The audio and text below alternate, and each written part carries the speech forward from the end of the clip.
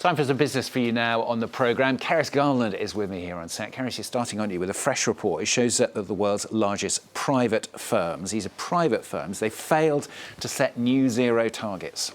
Yeah, that's right. So the report by the Net Zero Tracker is obviously marking this Earth Day, and it notes that if the world is going to limit global warming to 1.5 degrees Celsius as set out in the 2015 Paris Agreement, all companies need to reduce their carbon emissions. But what it's found is private companies are lagging far behind their listed peers. The report says only 40 of the 100 of the world's biggest private firms have set net zero targets. That's compared to 70 out of 100 publicly listed ones. And even out of those 40 private companies, only 8 have published plans on how they will meet their climate goals. According to Net Zero Tracker, this comes down to a lack of market and reputational pressures on private companies, along with an absence of regulation, Stuart. So can we expect more companies to take action on setting targets and then, of course, achieving net zero? Well, the Net Zero Tracker says that their aim is, by publishing this report, is to show private companies what's coming for them. Several jurisdictions like the UK have adopted climate disclosure regulations, and there are more in the pipeline. If we take a look at the companies studied, first of all, we can see that they account for nearly a quarter of the global economy. And we also note that most of them are based in China, the US, and the European Union. Now, the EU has introduced 2 climate regulations, the Corporate Sustainability Reporting Directive and the Corporate Sustainability Due Diligence Directive. This will soon require thousands of large companies to report their climate impacts and emissions, and more importantly, to take action to curtail them. Meanwhile, the business hubs of California and Singapore will require greenhouse gas emissions reporting from 2027. So with enforcement looming, experts say that companies won't be able to dodge climate targets much longer. Let's move on and have a look at the stock markets. What is happening on those then, Keris? Well, the Europe markets opened the week in positive territory after last week's tensions in the Middle East gave way to uncertain sentiment. FTSE in London up 1%, the Paris CAC 40 gaining just over 0.5%, and the Frankfurt DAX about 0.75% higher.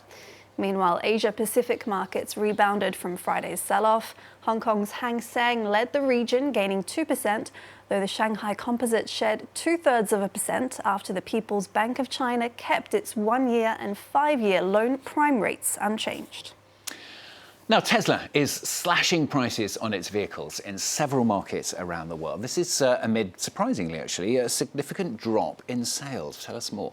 That's as high interest rates for auto loans have made its electric cars less affordable, while rivals, particularly in China, have been rolling out their own cheaper models. Shares of Tesla have fallen by more than 40% since the start of the year. Brian Quinn has the details.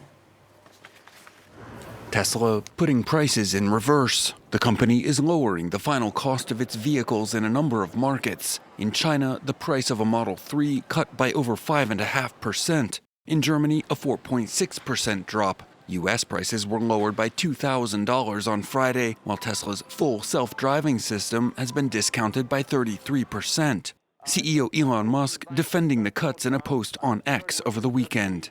Other cars change prices constantly and often by wide margins. Tesla prices must change frequently in order to match production with demand.